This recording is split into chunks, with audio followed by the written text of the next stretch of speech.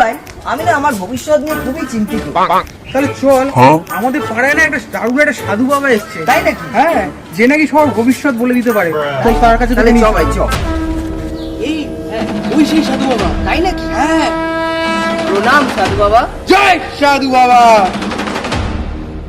আরে সাধু বাবা কালা টালা নাকি রে? না না না, সাধু বাবা প্রচন্ড জাগ্রত।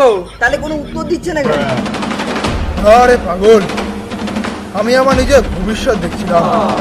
যেখানে দেখছিলাম কেউ আমাকে তাড়া করেছে আর আমি দৌড়াচ্ছি।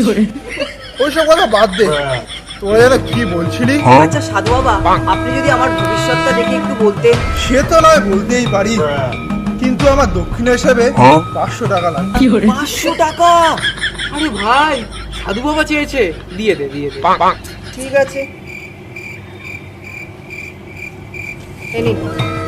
বম্বো বৎস, ওর এখন বয়স কত? 23। ওর 5 বছর পর বয়স হবে 28। ভণ্ড সাধু কোথাকার, এইসব ভুলভাল ভবিষ্যৎ করে আমার থেকে 500 টাকা নিয়ে নিলেন। দিন আমার 500 টাকা ফেরত।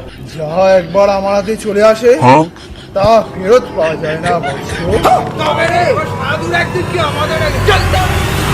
কি বলেছিলাম? ভবিষ্যতে আমি দৌড়াচ্ছি, কেউ আমাকে তাড়া করছে, মিলল তো?